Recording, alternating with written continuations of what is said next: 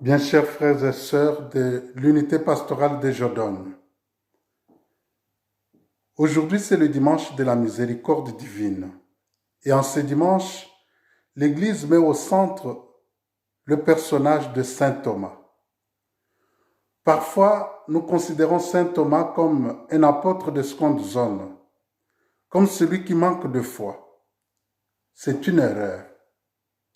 Tous les disciples étaient aussi incrédules que lui. Eux aussi avaient besoin de preuves. Pierre, par exemple, nous l'avons entendu dimanche passé, Pierre fait l'inventaire du tombeau et reste indifférent. Jean seul fait la différence. Ils sont tous à la joie de voir le Seigneur, mais celui-ci, tout en leur parlant, leur montre ses mains et son côté. C'est ce que nous entendons aujourd'hui. Jésus devance leur désir d'avoir des preuves, qu'il est bien le crucifié. Il n'est pas un fantôme. Un fantôme n'a pas d'os, mais lui, il en a. Quand les disciples disent à Thomas, nous avons vu le Seigneur, celui-ci demande de faire la même expérience que les autres. Si je ne vois pas, si je ne touche pas, non, je ne croirai pas. Pourquoi Jésus reproche-t-il à Thomas de demander ce qu'il a accordé aux autres?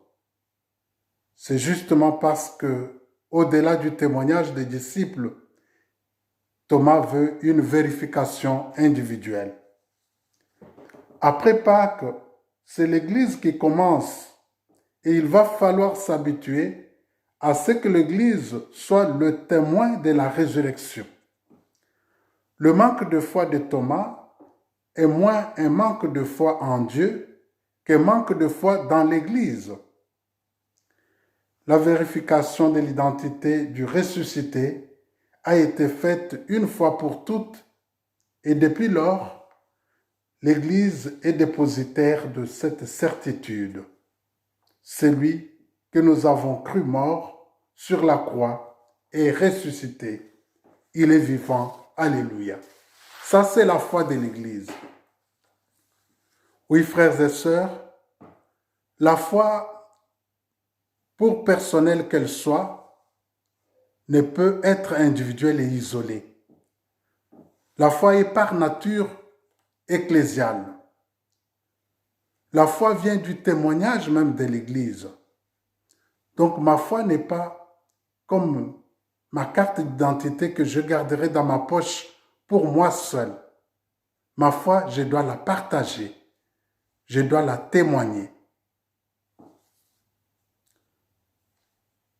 Je réitère ici ma reconnaissance envers toutes ces personnes qui témoignent de leur foi, qui partagent leur foi, qui se mettent au service des autres, qui rendent des services de manière différente à ceux qui sont dans le besoin. Parce que la foi est communautaire. Il faut savoir la partager. Cette communauté qui nous manque physiquement aujourd'hui, mais que nous formons spirituellement et essayons de maintenir virtuellement à travers les réseaux sociaux. Cette communauté que nous formons aussi dans nos familles, pendant ce temps où nous devons exprimer notre foi malgré les temps mauvais. N'oublions pas que l'Église est née du confinement. Les disciples étaient fermés, enfermés. Et les jours de Pentecôte, tout a changé. Tout peut changer aussi avec nos témoignages. Tout ce temps que nous passons en confinement n'est pas vain, mais c'est un temps où nous pouvons vraiment avoir de quoi témoigner auprès des autres, de quoi dire merci au Seigneur, de quoi proclamer sa présence au milieu de nous, de quoi proclamer sa résurrection. Une chose, je voudrais ici vous inviter à une démarche, prier pour les autres. Parce que la foi est communautaire, nous devons savoir prier les uns pour les autres. En quoi ça me dérangerait, par exemple, d'appeler quelqu'un avec qui je ne suis pas très habitué, mais qui prie avec moi, l'appeler et pour lui dire, pendant ce temps de confinement, ou bien en ce jour de confinement, je prie pour toi. Crier, n'est-ce pas, ce souci-là, de pouvoir prier pour les autres. Oui, prier pour tous ceux qui sont dans le besoin. C'est le message que le Seigneur nous donne. Être les uns pour les autres, notre foi est communautaire. Voilà le message que je voudrais vous donner aujourd'hui. Puisse le Seigneur nous donner la force de continuer à le prier pendant ces moments difficiles et que nous puissions être des témoins de notre foi.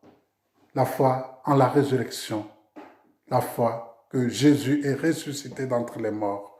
Le Seigneur est ressuscité. Alléluia. Merci.